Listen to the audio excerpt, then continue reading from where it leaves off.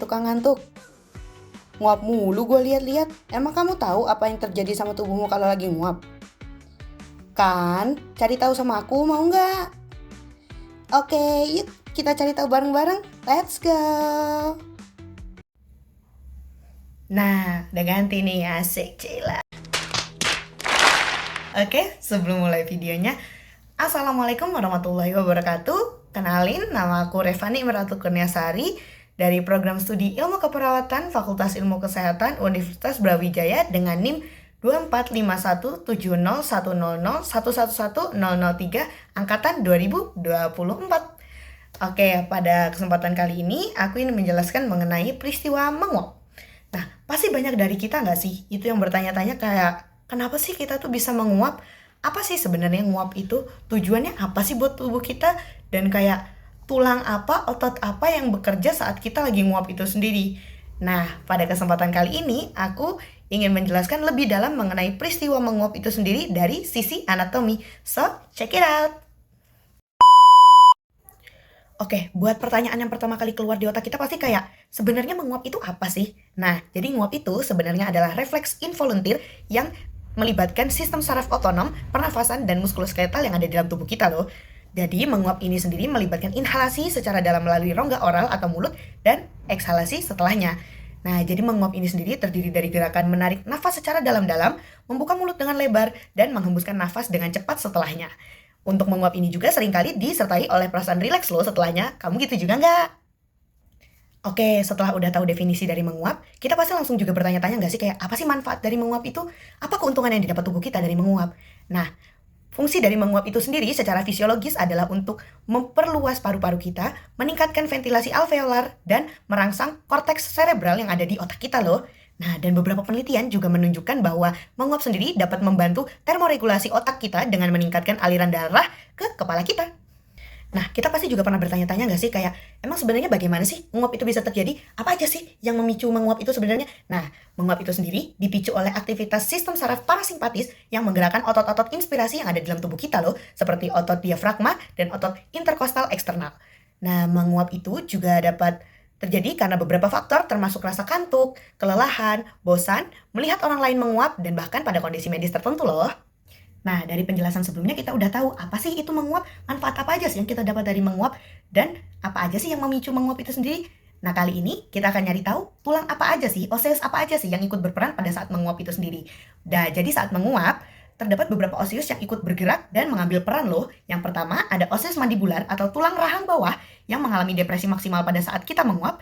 Yang kedua ada oseus cranium atau tulang tengkorak yang berperan sebagai titik penyangga agar tetap stabil saat kita menguap. Yang ketiga ada oseus zygomaticum atau tulang pipi.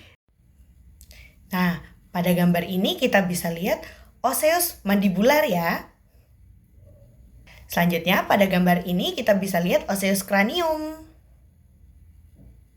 Pada gambar ini bisa kita lihat oseus zygomaticum. Oke nih, setelah kita udah tahu tulang atau oseus apa aja yang berperan pada saat menguap, tentunya kita juga harus tahu dong otot atau muskulus apa aja yang bekerja pada saat kita menguap. Jadi, saat menguap itu terdapat beberapa muskulus atau otot yang berperan loh. Di antaranya yang pertama ada musculus masseter dan musculus temporalis yang bekerja untuk mengontrol gerakan dari rahang sendiri pada saat kita menguap. Yang kedua ada musculus orbicularis oris yang bekerja untuk mengontrol bukaan dari mulut pada saat kita menguap. Dan yang ketiga ada musculus sternocleidomastoideus yang bekerja untuk mengatur atau mengontrol ekstensi dari leher sendiri. Dan yang keempat ada musculus diafragma dan musculus intercostalis externus yang bekerja untuk mengontrol inspirasi dalam-dalam yang ada di dalam tubuh kita pada saat menguap. Nah, pada gambar ini kita bisa lihat ya, ini musculus masseter. Kalau ini musculus temporalis. Dan yang selanjutnya ini musculus orbicularis oris. Nah, untuk yang kali ini musculus sternocleidomastoideus. Ini musculus diafragma. Dan yang ini musculus intercostalis externus. Untuk oseus udah, musculus juga udah. Kurang apa sih? Oh iya, artikulasi. Artikulasi atau sendi juga memiliki peran yang sangat penting pada saat kita menguap loh. Jadi terdapat beberapa artikulasi yang berperan pada saat kita menguap. Untuk yang pertama ada artikulasi temporomandibular atau TMJ. Nah, jadi TMJ ini sendiri itu merupakan artikulasi yang memungkinkan kita untuk melakukan gerakan yang depresif mandibula secara maksimal, yaitu membuka mulut secara lebar-lebar.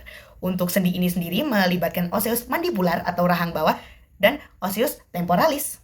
Nah, untuk artikulasi yang selanjutnya ada artikulasi atlanto-occipital. Nah, pada saat kita menguap kan juga kita biasa kadang menggerakkan kepala kita ya secara ringan. Nah, sendi ini atau artikulasi ini yang berperan untuk melakukan ekstensi ringan pada leher kita dan membantu pergerakan kepala kita pada saat menguap sendiri. Yang berperan pada artikulasi ini ada osseus occipitalis dan atlas pada tubuh kita. Nah, untuk yang selanjutnya ada sendi atau artikulasi intervertebral loh. Jadi kan biasa kita pas menguap itu juga ikut meregangkan badan. Nah, artikulasi ini yang dapat memungkinkan kita untuk meregangkan badan dan melakukan ekstensi pada vertebra atau tulang belakang kita.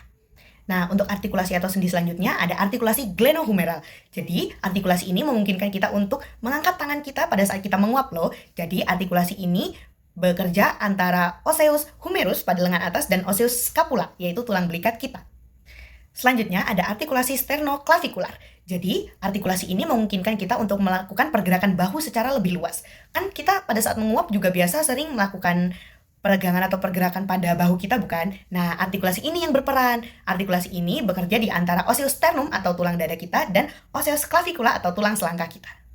Nah, untuk artikulasi yang terakhir ada artikulasi costovertebral. Nah, pada saat kita menguap kan kita juga biasa melakukan ekspansi pada dada kita kan? Pada saat itu, artikulasi ini yang berperan. Artikulasi ini bekerja di antara tulang rusuk atau koste kita dengan vertebra thoracalis kita. Artikulasi ini juga loh yang membantu untuk meningkatkan volume paru-paru kita.